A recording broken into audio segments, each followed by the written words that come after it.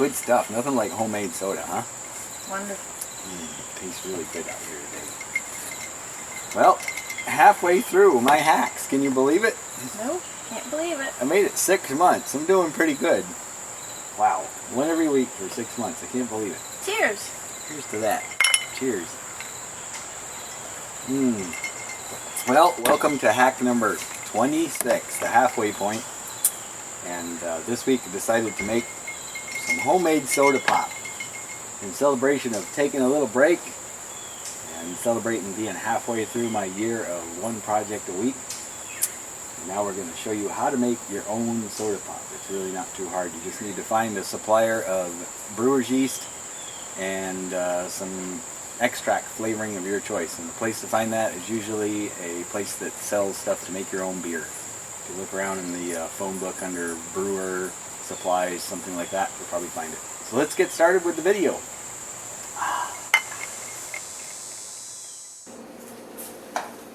Okay, let's get started making homemade soda. This is what you're going to need. Everything you see on the counter. You need something to put your soda in, so you need 2 1-liter bottles that soft drink or something else came in. These had just plain old seltzer water in them, and I just poured out the water and they're ready to use just like that. There's no sugar to get out of there, nothing to worry about with contamination. Just buy them, take the label off, pour away the soda water, and you're good to go. You'll need some water warmed up to between 98 and 110 degrees, not any hotter, because we're going to dissolve our yeast, which is going to make all those lovely little bubbles in the soda happen in that water. If it's too hot, it's going to kill the yeast and it won't work right. You'll need some white granulated sugar. You need a measuring cup. I can't find mine because I just moved and it's somewhere in like nowhere land, so we're just going to use a coffee cup here, which will be good enough. You need some extract to flavor it with. Here I've got root beer and orange. I'm going to make 1 liter of each one. You can buy these at places where you buy brewers supplies to make beer and such. So look in those places for those. So today we're going to make root beer and orange. You need some measuring spoons to measure out the yeast, and a funnel is handy for pouring the water into the bottles. So we'll get started by putting some warm water into this cup. About 6 or 8 ounces is plenty. Again, we make sure it stays between 98 and 110 degrees, which is just lukewarm. The yeast, we're going to take out a 1/4 teaspoon, I think. 1/8 to 1/4 teaspoon. So I'm going to go towards a little bit more, just shy of 1/4 of a teaspoon. Too much, you'll get too many bubbles and you could potentially blow up. Figaro can't wait for the soda to be done.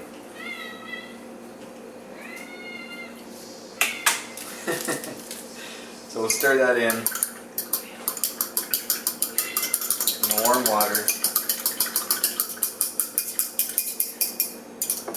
And now we have to let it dissolve and start its yeast action. So it's at about 103 degrees. Now we're just going to let that sit for about 5 or 6 minutes before we do anything else. Okay, while the yeast is doing its thing, I'm going to measure out my sugar. Since I don't have a measuring cup, I'm going to use a tablespoon because there's 16 tablespoons of sugar in a cup. And so I need to measure out 32 tablespoons of sugar. So now I'm going to do that.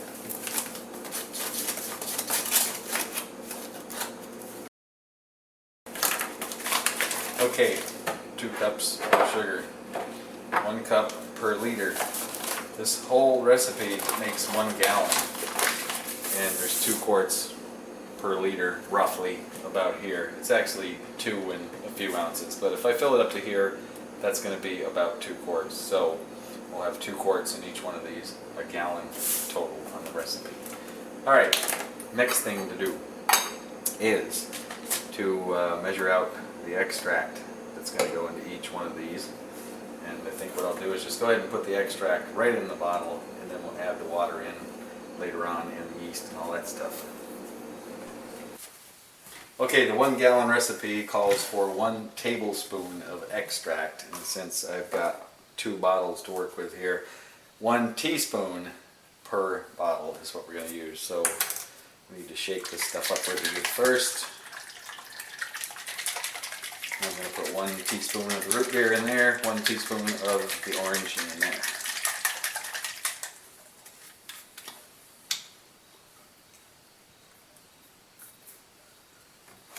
It smells yummy.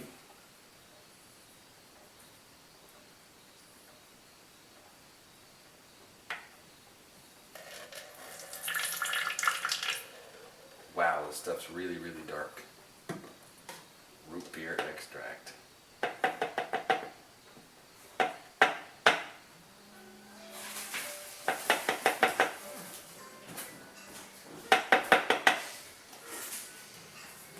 Okay, that takes care of the root beer.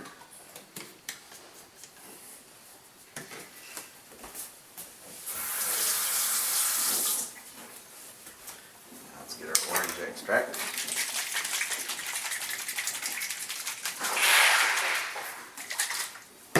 Awesome.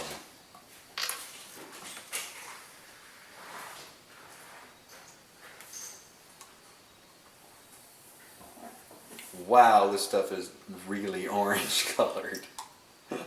Look at that. Can you see how orange that is? Holy shnikes. Okay, let's get that in this bottle.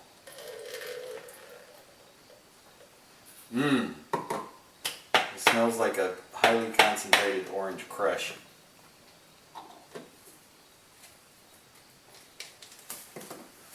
Alright, that takes care of the extract in the bottles. Let's set that stuff aside.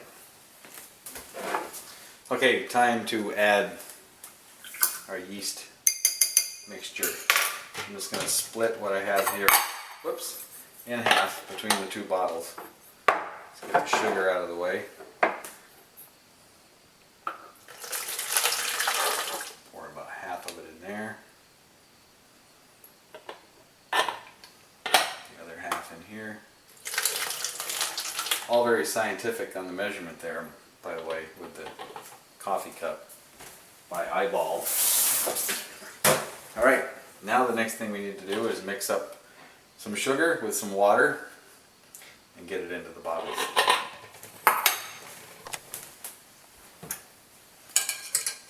I have some tap water here now that's about 110 degrees.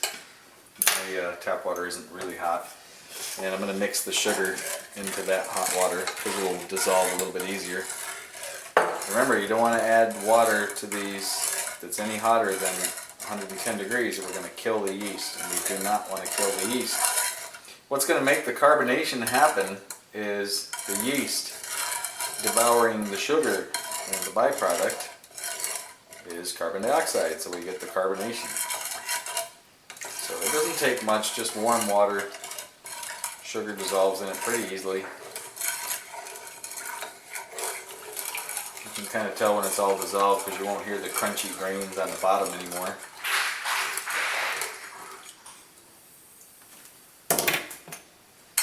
Let's check the temperature to make sure we're still below 110.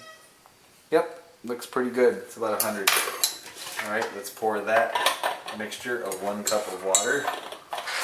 Oh, sorry, 1 cup of sugar mixed with some water into our root beer side. Smells good.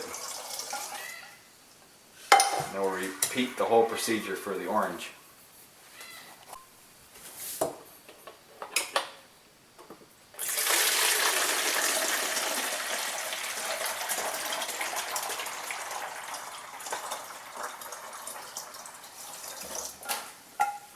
Okay, that takes care of the sugary water part.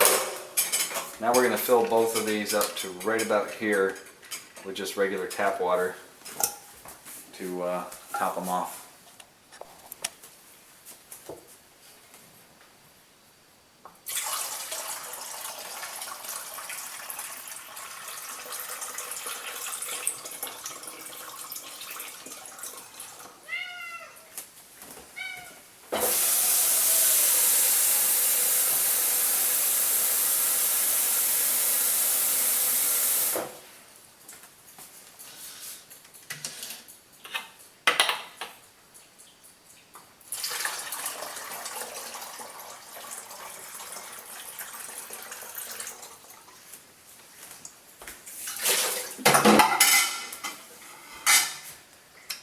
Right, now we put the caps back on, and this is going to make carbonation now, so the bottle's going to want to swell up. It's going to be under pressure. And by the way, don't ever, ever, ever, ever, never use a glass jar to do this. It will explode. I learned that lesson the hard way one day. I came home and there was glass and yeast smell everywhere. Fortunately, it was a tempered glass bottle, so no animals or people were harmed, but it was a big, big mess. So what I do with these is if you squeeze the bottle a little bit, you're going to leave some room for expansion. So just go ahead and maybe that much. Just squeeze it a little bit to where you see that come up. Put the cap on good and tight. Because now what's going to happen is we're going to let these set overnight, or even better, for a few days. Let them set up to maybe 3-4 days if you want, and check the carbonation later. But the trick is once you let them set, the carbon's going to be built up, but for it to get into the soda really good, you need to put them back into the refrigerator and let them sit in the refrigerator for about 24 hours, and then all of that carbonation will be locked into the yummy soda-ness. So right now we'll just kind of move these around a little bit to get all that yeast and sugar mixed up really well. And then it's just a waiting game at that point. So we'll check back in a couple days on our soda and see how the carbonation came out.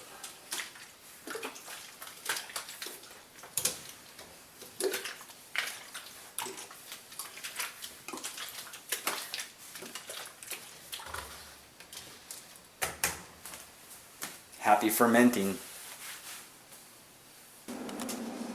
Alright, it's been 24 hours since these were bottled up.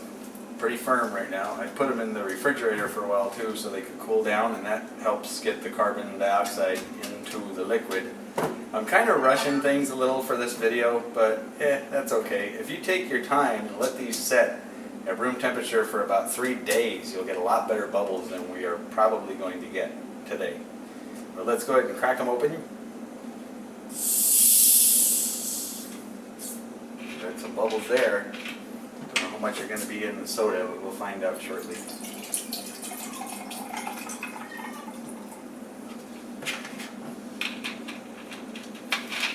Yeah, there's some bubbles happening in there.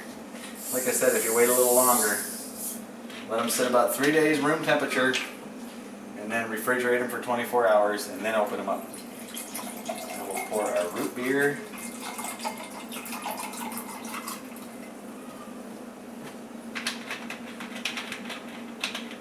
I'm going to try a little sip.